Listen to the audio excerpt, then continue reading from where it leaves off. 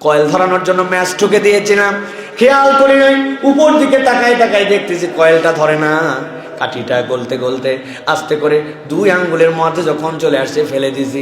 সারাদিন এই 2 নখ জ্বলছে আমার, এই 2 নখে ফোসা উঠে গেছে। ছোট্ট একটু বিন্দু একটা আগুনের কারণে আমার হাত জ্বলা যদি গন্ধ না হয়, এই রব আমার যে আমলনামা, আমার যে গুনাহ, আমার যে অপরাধ, আমার যে অন্তরের, আমার যে চোখের, আমার যে আমলের গুনাহ, তুমি যদি আমাকে মাফ না করো আমার বাঁচার কোনো উপায় নাই। আল্লাহ নবী বলছেন ওয়ারাজুলুন যাকারাল্লাহ, আল্লাহকে স্মরণ করে খালিয়ান, একা একা, কেউ জানে না। আরে এমন সময় তার চোখ দিয়ে দিয়ে পানি পড়ে, ফাফাদাত আইনা, চোখগুলা দিয়ে পানি বেরিয়ে আসছে আল্লাহর ভয়ে। আল্লাহ বলছেন তার বান্দাকে আল্লাহ এই আমলটাকে এত পছন্দ করেন, এত পছন্দ করেন। আল্লাহ ওই ব্যক্তির জন্য যেদিন কোনো ছায়া থাকবে না, আল্লাহ তার ছায়াশীল ব্যক্তিদের তালিকায় তার নাম লিখে নেন।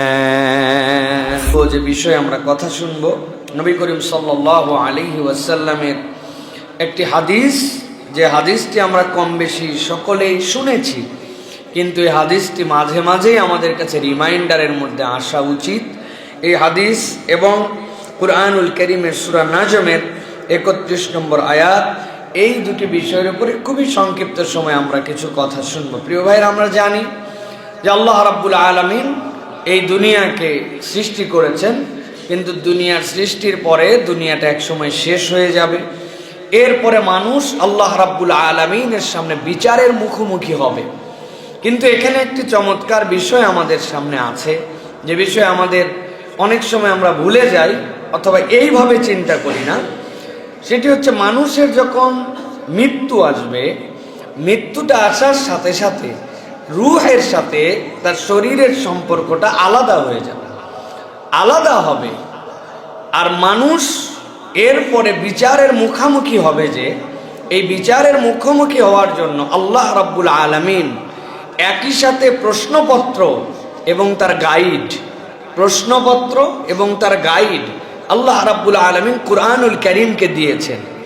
আর এই প্রশ্ন বোঝানোর জন্য পয়গম্বর এবং ওয়ারাসাতুল আম্বিয়াগণকে প্রেরণ করেছেন।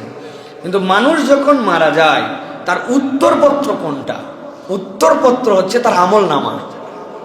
যেই না মারা গেল, লেখকদ্বয় ফেরেশতা কিরামান কাতিবিন, সম্মানিত ফেরেশতা রিটায়ার্ড করলেন, তাদের আর কোনো কাজ নাই, আল্লাহ রাব্বুল আলামিন তাদেরকে প্রত্যাহার করে নিলেন।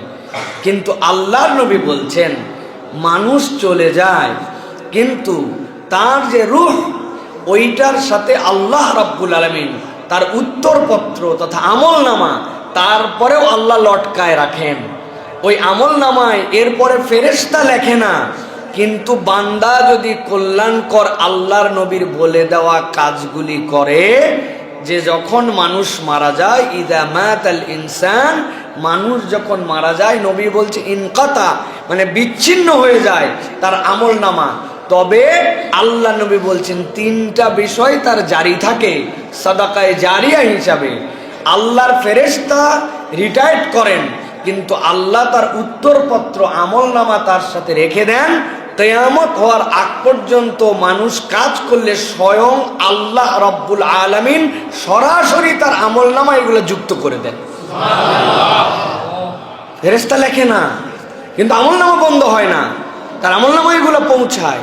এবং এটা নিয়ে নবী করিম সাল্লাল্লাহু আলাইহি ওয়াসাল্লাম আরো অন্য হাদিসে বলেছেন, একদল লোক জান্নাতে পৌঁছানোর পরে বলবে আল্লাহ, তারা ফেয়ার বলবে আল্লাহ আমি এই আমল করি নাই, আমি এইটা আমার আমলনামা না, কোথাও ভুল হচ্ছে, আল্লাহ তোমার কাছে তো ধোঁকা দেওয়ার কোনো সুযোগ নাই, কিন্তু ফেরেশতারা বা কোনো একটা দিক দিয়ে মনে হয় ভুল হয়েছে।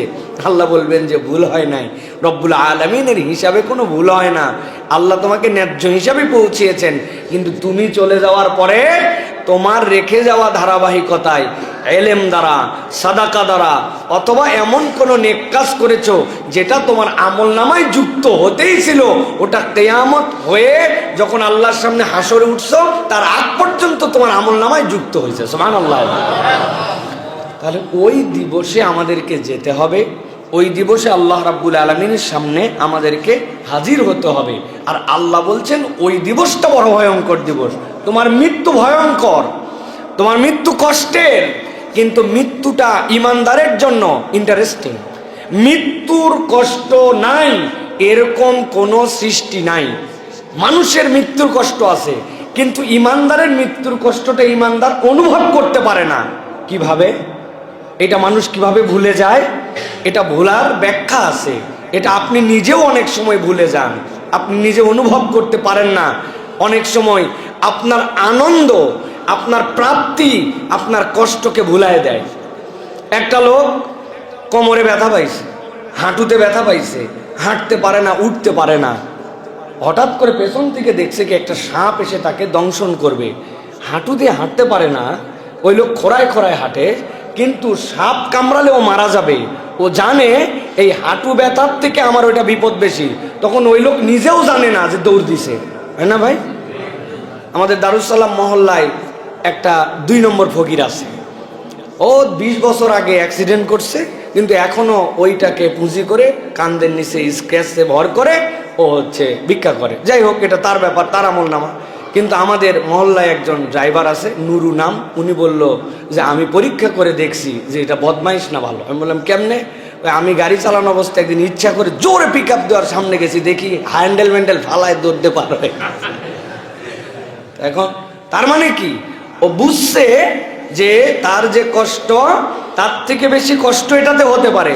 ঠিক আপনি যদি উপলক্ষটা ওরকম আনন্দদায়ক হয়, আপনি সেটা গ্রহণ করে ফেলতে পারেন।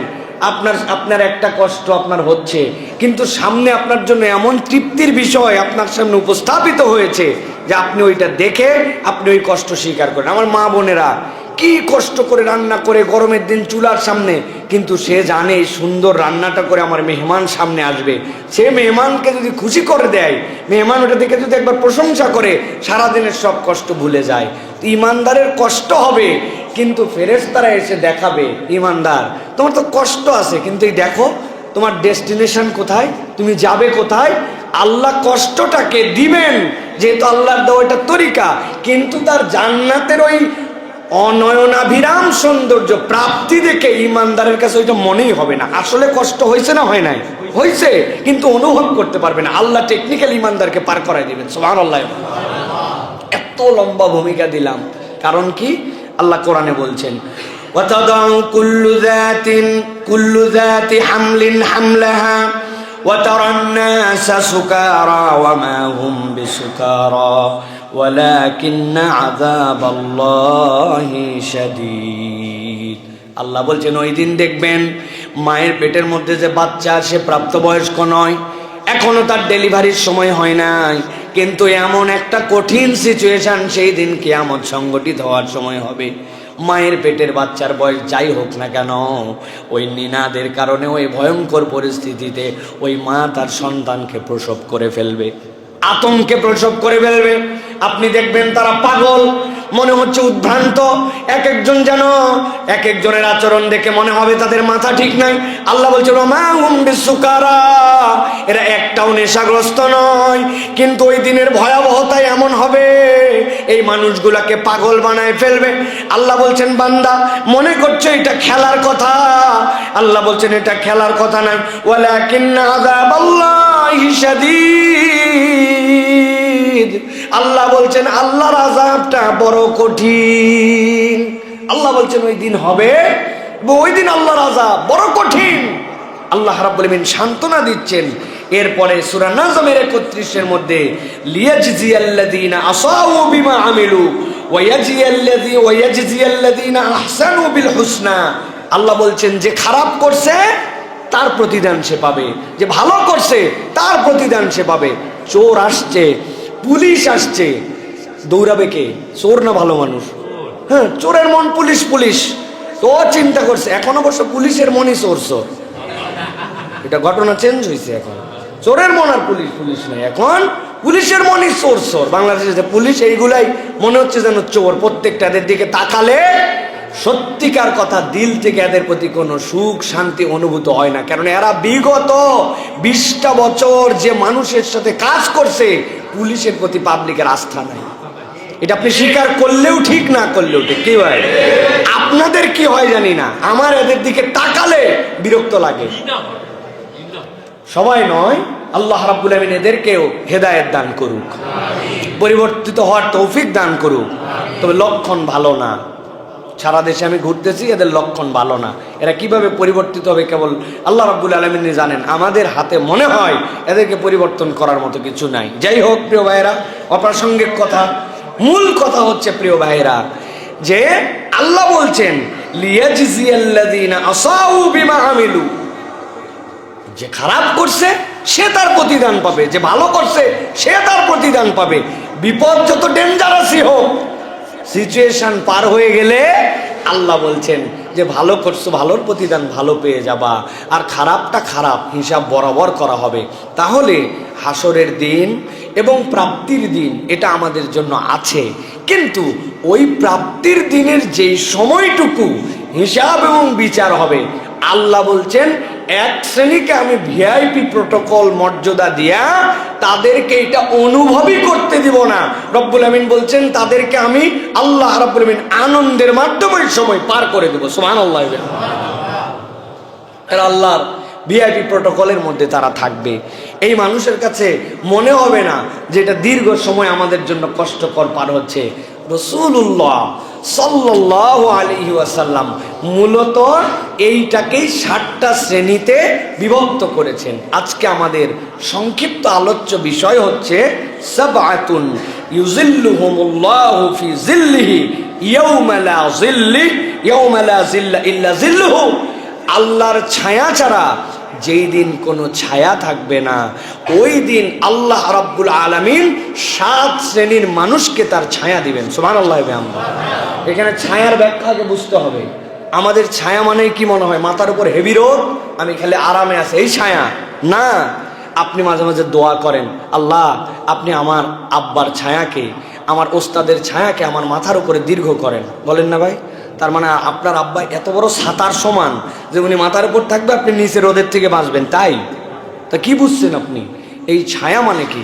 তার তত্ত্বাবধায়ন, তার নার্সিং, তার সামগ্রিক ব্যবস্থাপনা, তার আমার উপরের মুরব্বিয়াত, এইগুলাকে রব্বুল আলামিন দীর্ঘ করো। আল্লাহ আমার আব্বার ছায়াকে আমার মাথার উপর দীর্ঘ করো মানে কি?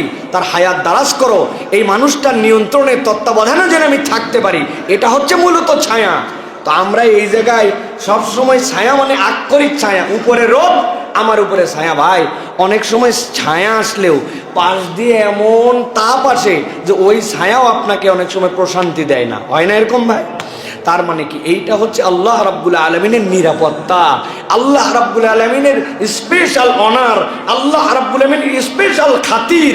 আল্লাহ নবী বলছেন 7 শ্রেণীর জন্য বরাদ্দ থাকবে, যেই মানুষগুলো আসর নাসর যা হয় হোক গা, এদের কাছে ওইটা কিচ্ছু মনে হবে না।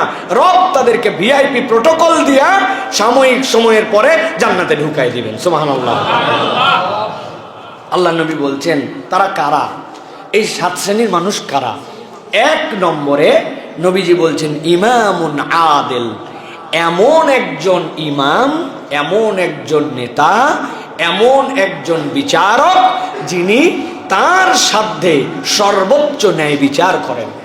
ন্যায় বিচারক, দায়িত্বের জায়গা যখন আসে তিনি ন্যায় বিচার করেন। এটার অর্থ আপনার কাছে স্পষ্ট হতে হবে।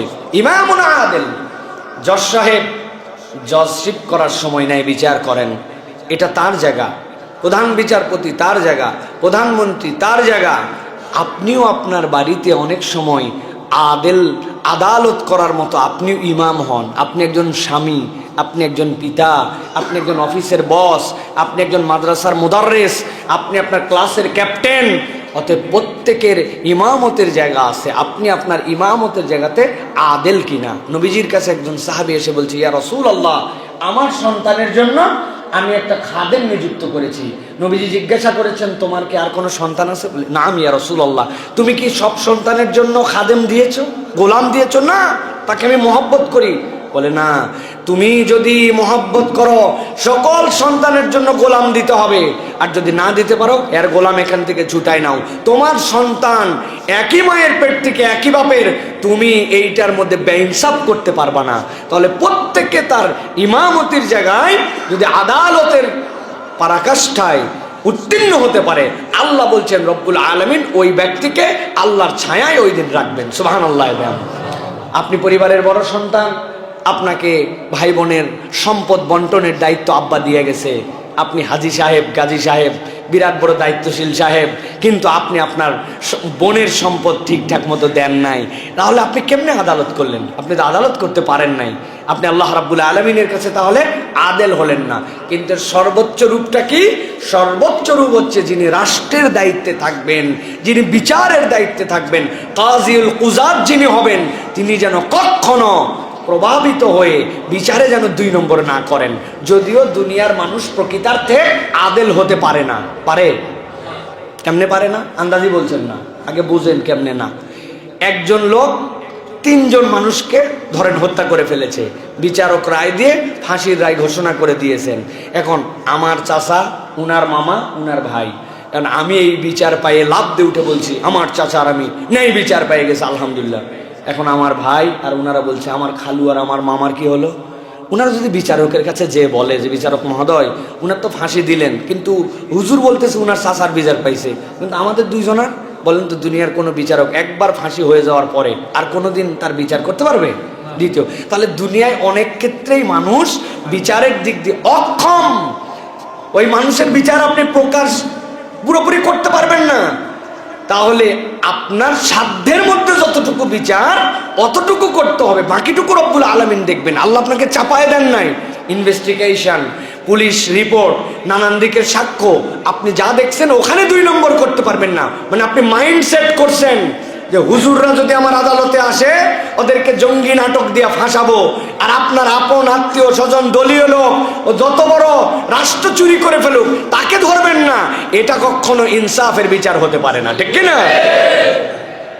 সাক্ষীকে ইচ্ছা মতো পিটায়া দেশ থেকে বের করে দিবেন, দিয়ে ভুয়া সাক্ষীতে আলেমকে ফাঁসাই দিবেন। আল্লাহ রাব্বুল আলামিন অপেক্ষা করেন, কিন্তু আল্লাহর বিচারের বাইরে কেউ যেতে পারেন। আল্লাহ দুনিয়াতেও কিছু দেখান, আবার ওই পারেও কিছু দেখান, ঠিক কিনা? রব্বুল আলামিনের কাছে কিন্তু হিসাব বরাবর হয়। আপনি জালেম হিসেবে বুঝেন না, কিন্তু রব্বুল আলামিন জালেমকে ছাড়েন না। বিখ্যাত গল্প মনে নাই আপনাদের?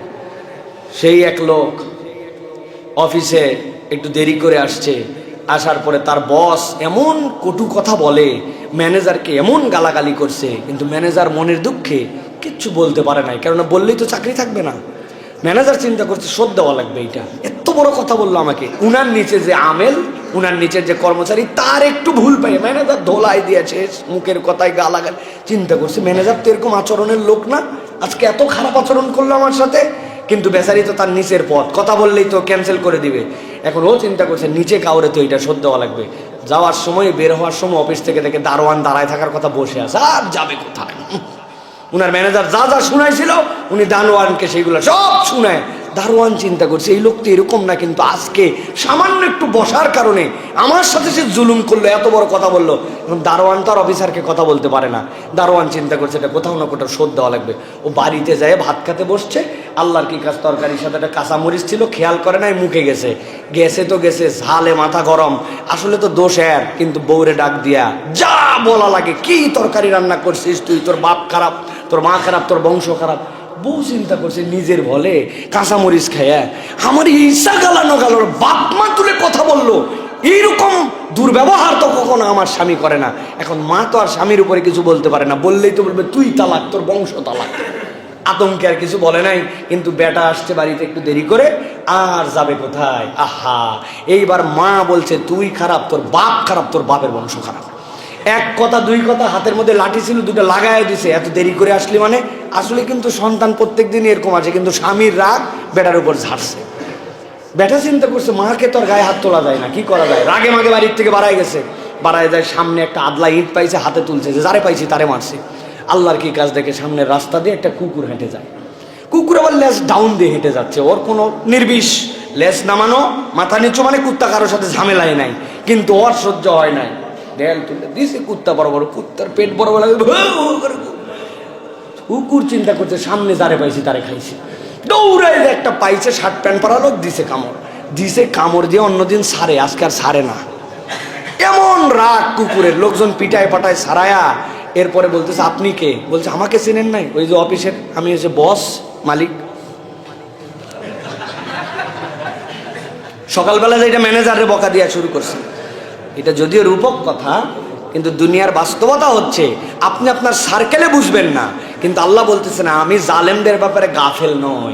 আল্লাহ রাব্বুল আলামিন দুনিয়াতেও ধরে, ওই পারেও ধরাও যদি তওবা না করে বাকি আছে কি? আল্লাহ রাব্বুল আলামিন আমাদেরকে বোঝার তৌফিক দান করেন প্রিয় ভাই। এই জন্য আমার আদালতের জায়গায় কখনো 2 নম্বরই করা যাবে না। আমার ন্যায় বিচারের জায়গায় আমাকে ক্লিয়ার থাকতে হবে, স্পষ্ট থাকতে হবে। আল্লাহ তাহলে আল্লাহ রাব্বুল আলামিনের ওই দিন যে আল্লাহর ছায়া, ওই ছায়ার আশ্রয় আমাদের ব্যবস্থা করে দিন। সুবহানাল্লাহ। 2 নম্বরে নবীজি সাল্লাল্লাহু আলাইহি সাল্লাম বলছেন ওয়াশাবুন নাশা ফি ইবাদাতিল্লাহি তাআলা, এমন একজন যুবক যেই যুবক তার যৌবন কালটুকুকে অন্যায়ভাবে অযথা খরচ করে নাই। ওই যুবক চাইলে অন্যদিকে যাইতে পারত, ওই যুবক চাইলে রব্বুল আলামিনের ইবাদত ছাড়া আরো অনেক কাজ করতে পারত, কিন্তু তার যৌবনটাকে সে এত গুরুত্ব দিয়েছিল, ওই সময়টুকুকে আল্লাহ রব্বুল আলামিনের ইবাদতে পার করেছিল। ওই যুবকের যৌবনকালের ইবাদত আল্লাহর দিকে টিকে থাকা, লেগে থাকা। আল্লাহ বলছেন, আল্লাহ নবী আপনি জানান আল্লাহ এত পছন্দ করেন, আল্লাহ ওই যুবককে এই আমলের বিনিময়ে কিয়ামতের ময়দানে আল্লাহর আরশের ছায়ায় রেখে দিবে। 3 নম্বরে নবীজি বলছেন ওয়ারাজুলুন কলবুহু মুআল্লাকুম বিল মাসাজিদ, এমন এক শ্রেণীর মানুষ দুনিয়াতে আছে যাদের দিলটা সব সময় আল্লাহর ঘরের সাথে লাগানো। ওই মানুষ নামাজের ওয়াক্ত একটা পার করে, কিন্তু তারপরে আবার মসজিদের সাথে তার দিল থাকে, পরবর্তী ওয়াক্ত যেন ছুটে না যায়। এই হাদিসের ব্যাখ্যায় মুহাদ্দিসিনে কেরাম অনেক ধরনের ব্যাখ্যা দিয়েছেন। এর 3টা ব্যাখ্যার একটা ব্যাখ্যা হচ্ছে ওই ব্যক্তি সালাত আদায় করে, সালাত আদায়ের পরে মসজিদ থেকে বের হয়ে যাওয়ার জন্য তাড়াহুড়া করে না। 2 নম্বর ব্যাখ্যা হচ্ছে সালাত আদায় করে চলে যায় তার প্রয়োজনে, সে অজস্র সময় এখানে থাকে না, কিন্তু তার টার্গেটটা থাকে আবার কখন আজান হবে, আবার কখন আমি মসজিদে আসবো।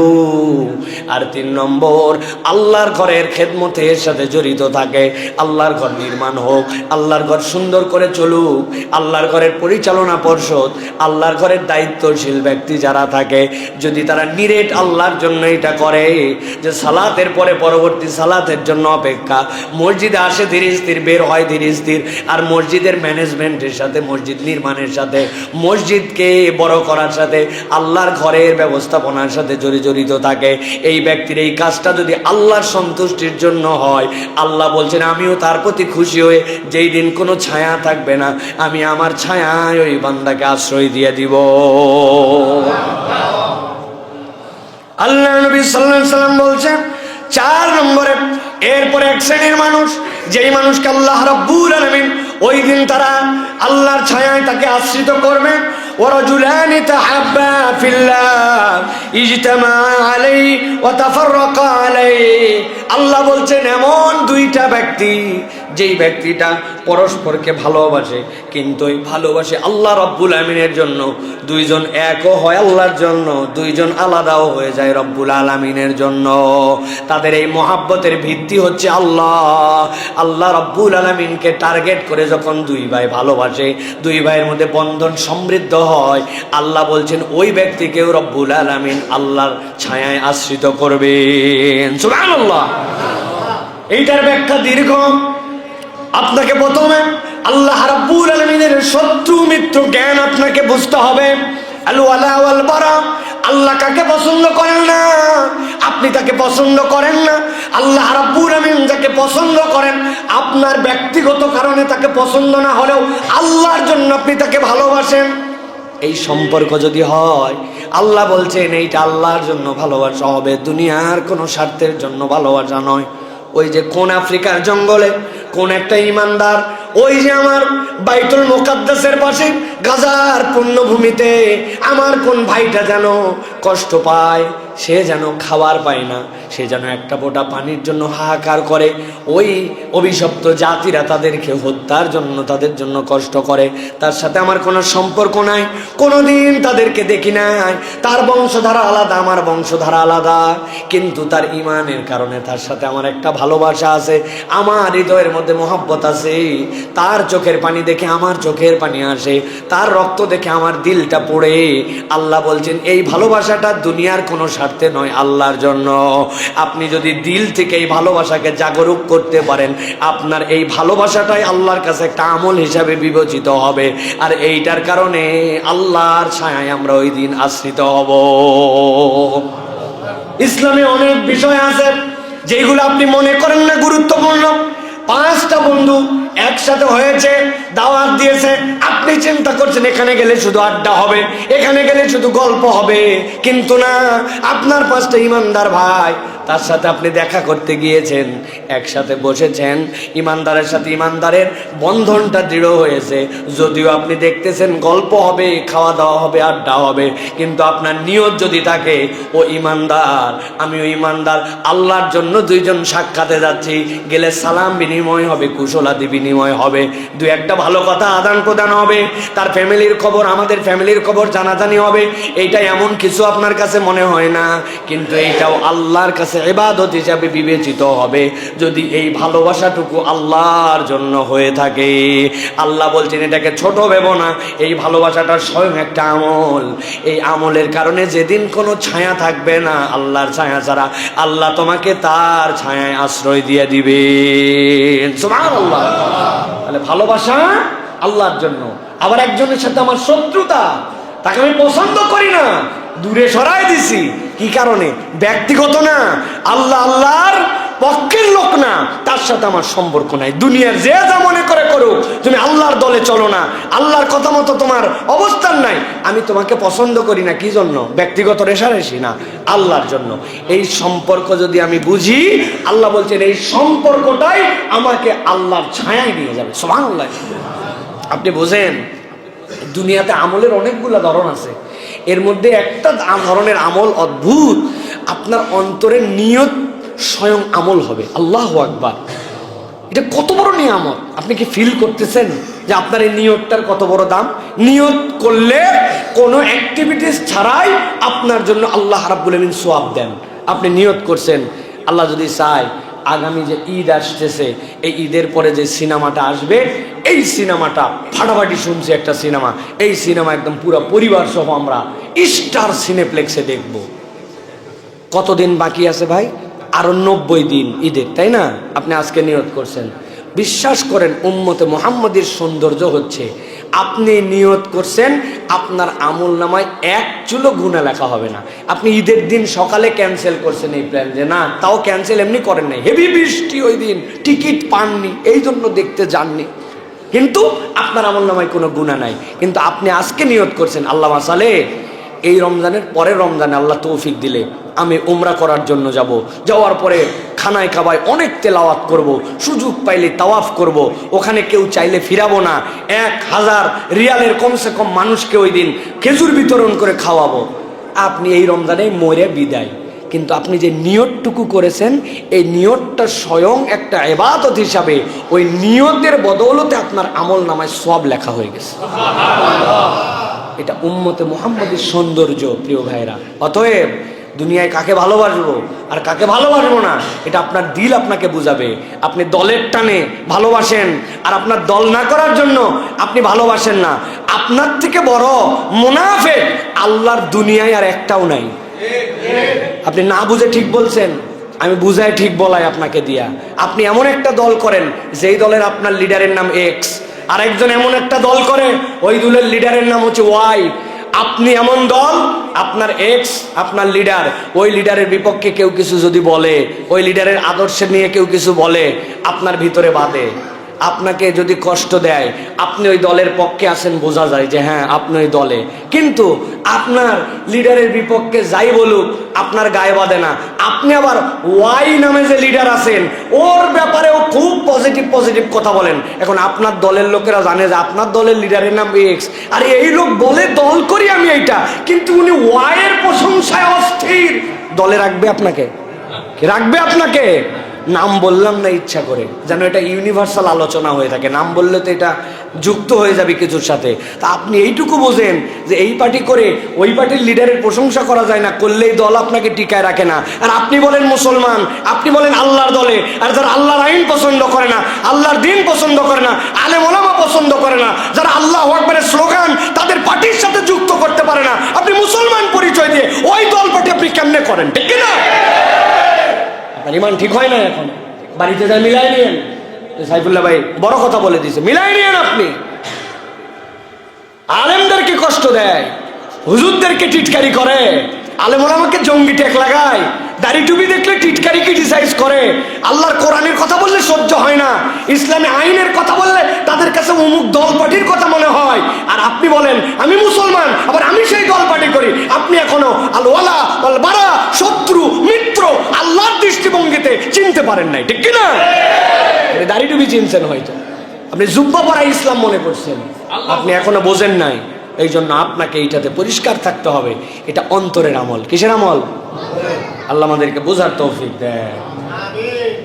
5 নম্বরে আল্লাহ নবী সাল্লাল্লাহু আলাইহি ওয়াসাল্লাম বলছেন, ওয়ারাজুলুন দাআতু ইমরাতুন যাতু মানসিবিন ওয়া জামালিন ফাকালা ইন্নী আখাফুল্লাহ।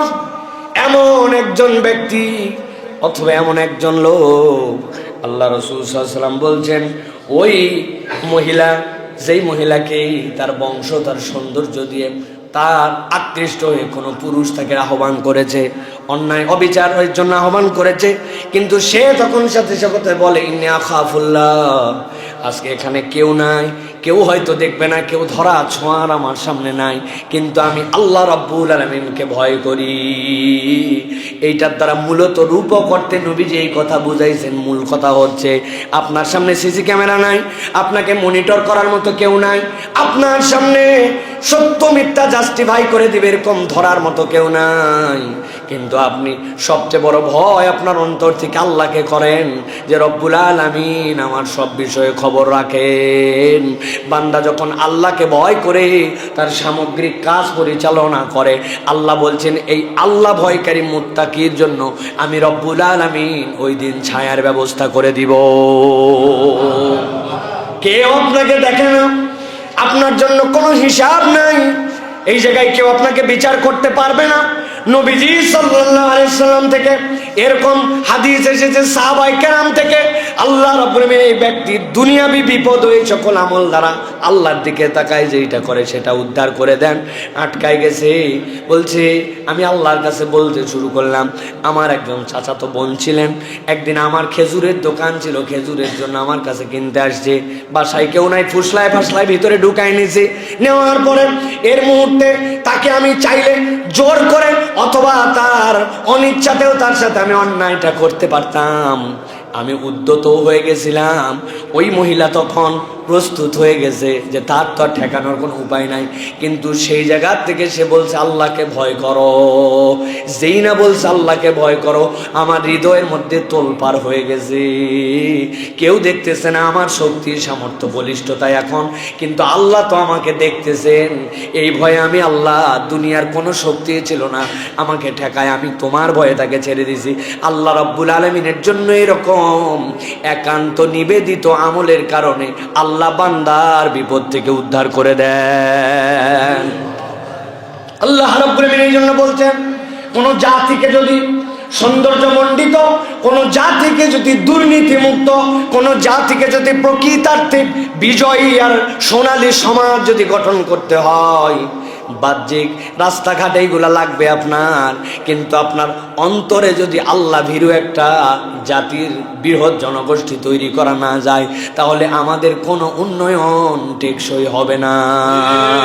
কেননা যেই সমাজের মানুষ ভালো নয়, ওই সমাজের বাহ্যিক আচরণ দিয়ে সমাজ পরিবর্তন হয় না।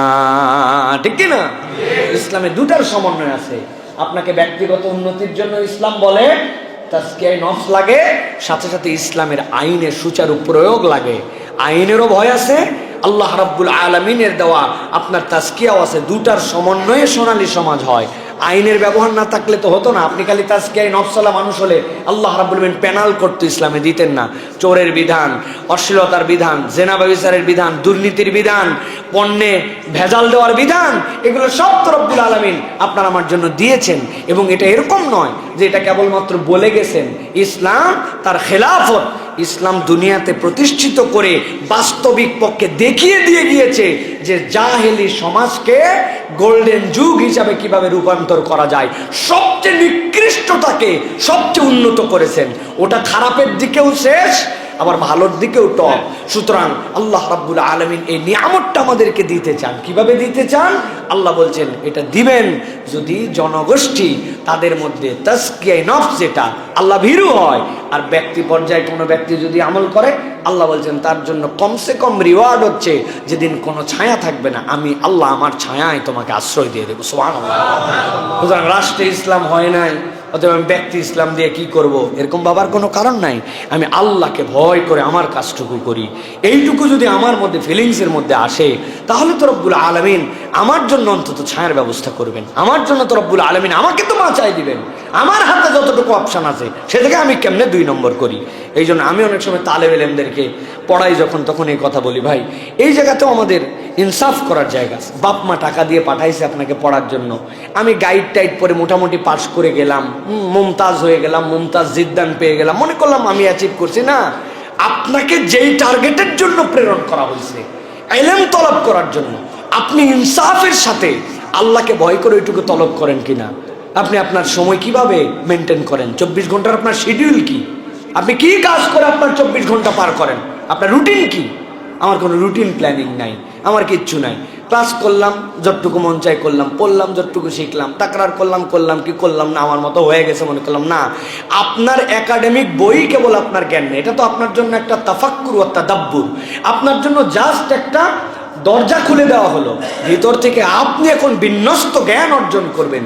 এর জন্য আমাদের কি লাগবে, এর জন্য আমি কেমনে আগাবো, এটার যদি ফিকির না থাকে তাহলে কিন্তু এটা আল্লাহ ভীরু পড়া হলো না, এটা বাপ মাকে বুঝ দেওয়া পড়ালেখা হলো। সুতরাং এই বাপ মাকে বুঝ দেওয়া ইলম তলব করলেও কিন্তু আল্লাহ রাব্বুল আলামিনের কাছে আমরা পার পাবো না। প্রত্যেকের জায়গা থেকে আমাদেরকে এই জন্য সচেতন হতে হবে প্রিয় ভাইরা। তাহলে আমরা কাকে ভয় করে চলবো? আল্লাহ রাব্বুল আলামিনকে। এরপরে 6 নম্বরে নবীজি বলছেন, ওয়ারাজুলুন তাসাদ্দাকা বিসাদাকাতিন ফাআখফাহা হাত্তা লা তা'লামা শিমালুহু মা তুনফিকু ইয়ামিনুহু। নবীজি বলছেন অদ্ভুত একটা লোক, যেই লোকটা আল্লাহ রাব্বুল আলামিনের জন্য সাদাকা করে। কেমন সাদাকা? এমন সাদাকা করে যে সে ডান হাতে সাদাকা করে, তার বাম হাত জানতেই পায় না যে তার দানটা আল্লাহর জন্য হয়ে গেছে। সুবহানাল্লাহ।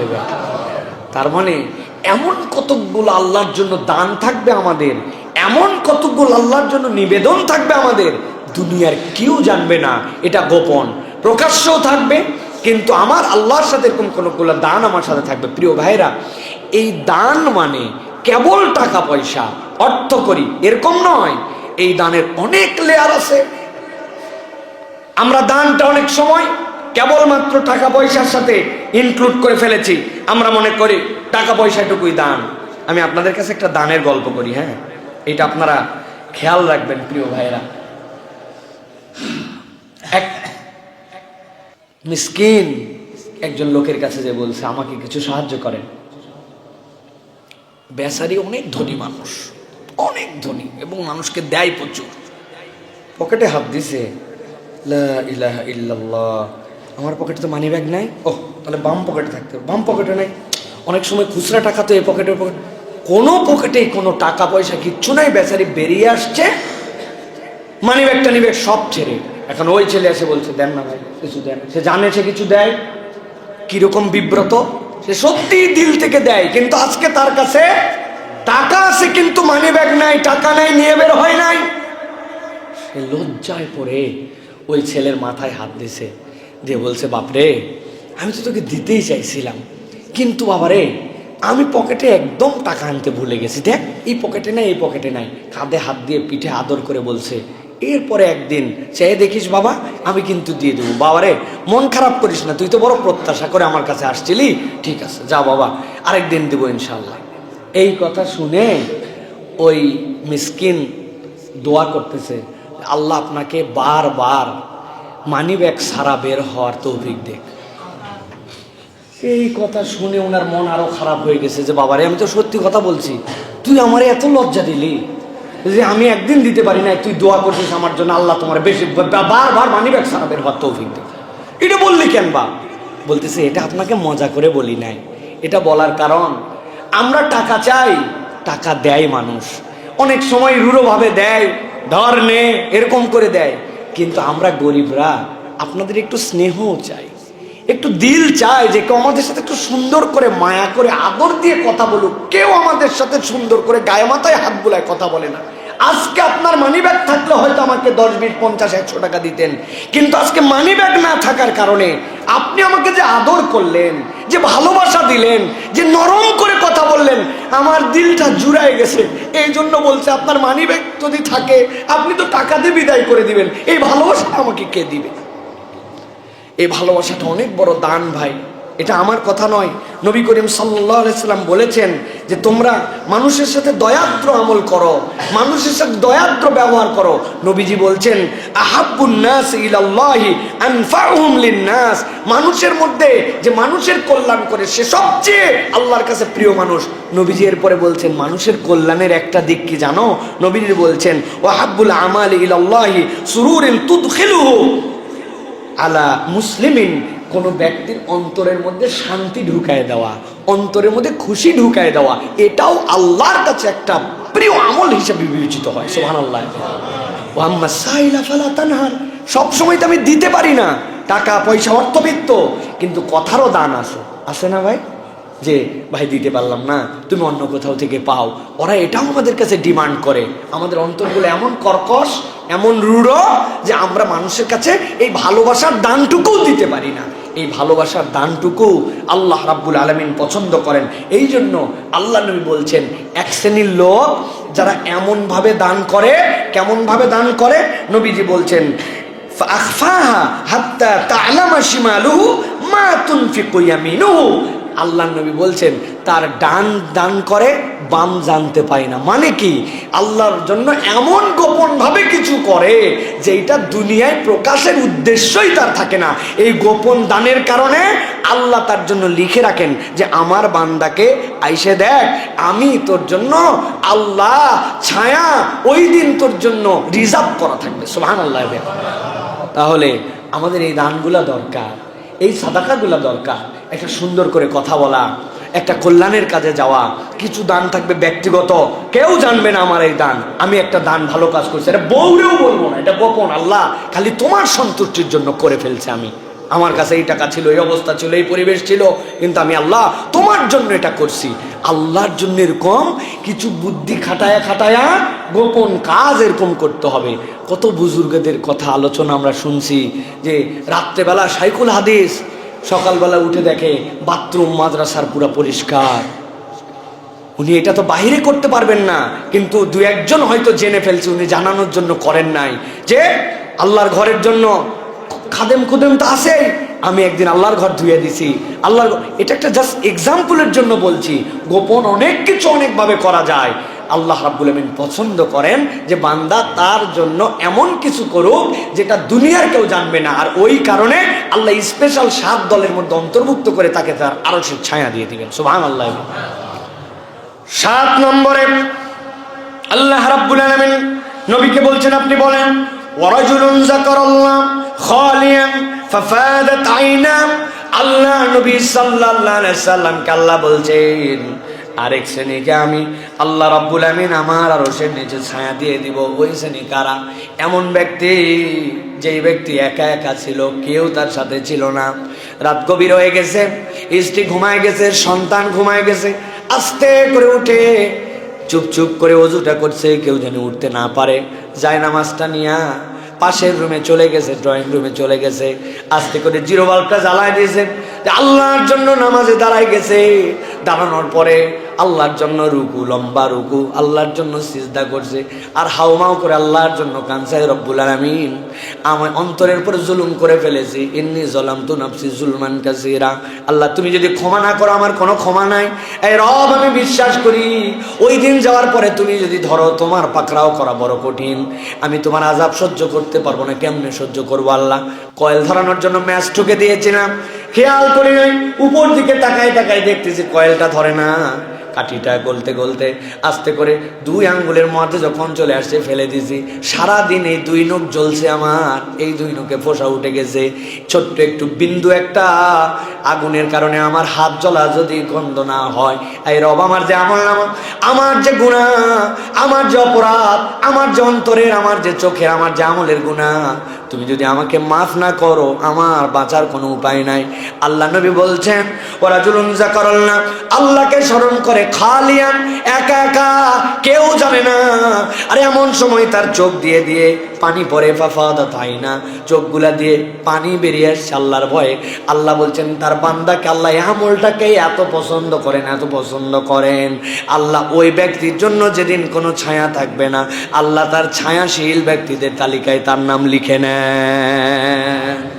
আল্লাহ তার বান্দারে আমলকে পছন্দ করেন। বুঝেন তো ভাই, আল্লাহ এই জায়গায় বলেনও নাই যে সে আল্লাহর জন্য কাঁদছে, তাকে ক্ষমা করা হয়েছে, মাফ করা হয়েছে। আল্লাহ বলছেন আগে তুই তালিকার মধ্যে আয়, পরে দেখা যাবে।